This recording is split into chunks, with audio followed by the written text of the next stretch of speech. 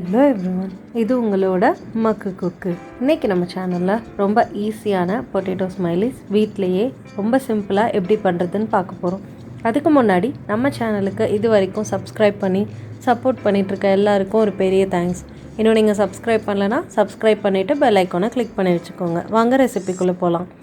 நான் இன்றைக்கி இந்த சைஸில் 2 பொட்டேட்டோ எடுத்திருக்கேன். இந்த 2 பொட்டேட்டோவையும் நல்லா வேக வச்சுக்கோங்க. ஒரு 2 விசில் போல் விட்டு வேக வச்சு எடுத்துக்கிட்டேன். இதை முதல்ல தோல் உரிச்சிட்டு வந்துடலாம். தோல் எடுத்துட்டு ஒரு பொட்டேட்டோ மேஷர் இல்லை இந்த மாதிரி ஒரு ஃபோர்க் வச்சு நல்லா மசிச்சுக்கோங்க. கொஞ்சம் கூட பெரிய பீஸ் எதுவுமே இல்லாத மாதிரி நல்லா மேஷ் பண்ணி எடுத்துக்கணும். அப்போ தான் நம்ம ஸ்மைலிஸ் பிரியாமல் வரும். இதை கொஞ்சம் பொறுமையாக டைம் எடுத்து நல்லாவே மேஷ் பண்ணிக்கோங்க. மிக்சியில் போட்டு அரைச்சிட வேணாம். அரைச்சிங்கன்னா பொட்டேட்டோவில் இருக்க ஸ்டார்ச் வெளியில் வந்துடும். அப்போ நமக்கு கொல கொலன்னு ஆகிடும். அந்த மாதிரி யாரும் செய்ய வேணாம். இந்த மாதிரி மேஷ் பண்ணியே எடுத்துக்கோங்க.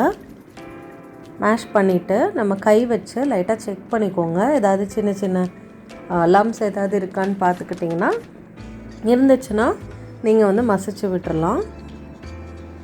அதுக்காக தான் கை வச்சு பிசைய சொல்கிறது. கை வச்சு இதை இந்த மாதிரி நம்ம இது பண்ணோன்னா ஒரு பால் மாதிரி, ஒரு மாவு உருண்டை மாதிரி நமக்கு வரும். இப்போ இதில் 3 டேபிள் ஸ்பூன் போல் கார்ன்ஃப்ளவர் சேர்த்துக்கோங்க. அப்புறமா 3 டேபிள் ஸ்பூன் மைதா மாவு சேர்த்துக்கோங்க. இது ரெண்டும் நல்லா எல்லாத்தையும் பைண்ட் பண்ணி ஒன்றா வைக்கிறதுக்கு. மொறுன்னு வரத்துக்காக 2 டேபிள் ஸ்பூன் போல் வெள்ளை ரவையை சேர்த்துட்டு இது எல்லாத்தையும் நல்லா ஒன்று சேர்ந்து பிசைஞ்சுக்கோங்க.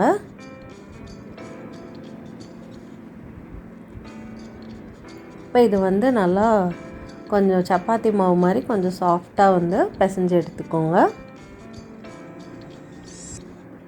இதில் ஃபஸ்ட்டே உப்பு சேர்த்துடக்கூடாது. சேர்த்துட்டோன்னா பொட்டேட்டோ கொஞ்சம் தண்ணி விட ஆரம்பிச்சிடும். கடைசியாக நம்ம தேவையான அளவு உப்பும், உங்களுக்கு காரம் தேவைப்படுதுன்னா காரம் சேர்த்துக்கலாம், இல்லைனா நீங்கள் காரம் சேர்த்தாமலே கூட பண்ணலாம். நான் சும்மா 1 டீஸ்பூன் போல் மிளகாத்தூள் சேர்த்துக்கிறேன். சேர்த்துட்டு இதை கடைசியாக நல்லா பிசைஞ்சுக்கோங்க. ஏன் உப்பு கடைசியாக சேர்த்துறோம் அப்படின்னா, உப்பு முதல்ல சேர்த்துட்டோன்னா பொட்டேட்டோ தண்ணி விட ஆரம்பிச்சிடும். இப்போ நம்ம மாவு ரவைலாம் சேர்த்துருக்கோம். ஸோ அந்த தண்ணி வெளியில் விட்டாலுமே அந்த மாவு அப்சார்ப் பண்ணிக்கும். எல்லாமே ஒன்றா தான் இருக்கும், கொல கொலன்னு ஆகாது. இந்த மாதிரி நல்லா சேர்த்து பிசைஞ்சு எடுத்துக்கோங்க. இப்போ இந்த ஸ்மைலிஸ் செய்ய ஆரம்பிச்சிடலாம். ஒரு சப்பாத்தி கட்டையில் இல்லை ஒரு க்ளீனான சர்ஃபேஸில் மாவு தேய்ச்சிட்டு, மைதா மாவு இல்லை கார்ன்ஃப்ளவர் மாவு தேய்ச்சிட்டு அந்த நம்ம செஞ்சு வச்சுருக்கிறதுல கொஞ்சமாக எடுத்து லேசாக இப்படி பரத்திக்க போகிறோம்.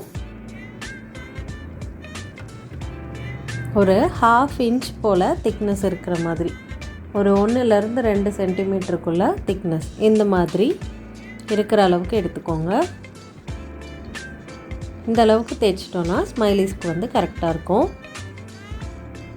இதை தேய்ச்சிட்டு இந்த மாதிரி ஒரு சின்ன டப்பாவோட மூடி இல்லை உங்கள்கிட்ட சர்க்கிள் இல்லை குக்கி கட்டர் இருந்தாலோ அதை யூஸ் பண்ணிக்கோங்க. இல்லை உங்கள்கிட்ட ஸ்மைலி மோல்டே இருந்துச்சுன்னா அதையே கூட நீங்கள் யூஸ் பண்ணலாம். இந்த மாதிரி முதல்ல நான் சர்க்கிள் வெட்டிக்கிட்டேன். அதுக்கப்புறமா இதில் ஃபேஸ் ஷேப் நம்ம பண்ணலாம்.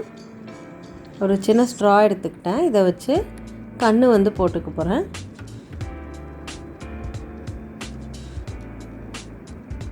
இதே மாதிரி ஒரு ஸ்பூனை வச்சு இதுக்கான வாய் ஷேப்பும் நான் கொடுத்துக்க போகிறேன். இந்த மாதிரி பண்ணும்போதும் ஓரளவுக்கு நமக்கு நல்லாவே கிடைக்கும். நமக்கு இந்த ஸ்மைலி ஷேப் கட்டர் இருந்ததுன்னா இன்னுமே சூப்பராக இருக்கும். நான் இன்றைக்கி கட்டர்லாம் இல்லாமல் இதே மாதிரி மெத்தடில் தான் மித்ததையும் பண்ணி எடுத்துக்கிட்டேன். இதை ஃப்ரிட்ஜில் ஒரு 30 நிமிஷம் ஃப்ரீசரில் வச்சுருங்க. ஃப்ரீஸ் பண்ணி எடுத்ததுக்கப்புறமா ஸ்மைலி இந்த மாதிரி ஹார்டாக இருக்கும். இதை நம்ம பொரிக்கிறதுக்கு ரெடியாக இருக்குது. இதை நீங்கள் ஸ்டோர் பண்ணுறதுனா ஒரு ஜிப்லாக் பேக்லேயோ டப்பாலேயோ போட்டு ஸ்டோர் பண்ணிக்கலாம். எண்ணெயை நல்லா சூடு பண்ணிக்கோங்க. நல்லா டீப் ஃப்ரை பண்ணுற அளவுக்கு சூடு பண்ணிவிட்டு அதில் இந்த ஸ்மைலியை ஒன்றா போட்டு பொரிக்க வேண்டியது தான். ஹை ஃப்ளேம்லேயே வச்சு பொரிக்கலாம். பிகாஸ் எல்லாமே வெந்து தான் இருக்குது. ஹை ஃப்ளேம்லேயே வச்சுட்டு 2 பக்கமும் நல்லா கோல்டன் ஆகிற அளவுக்கு பொரித்து எடுத்துக்கோங்க.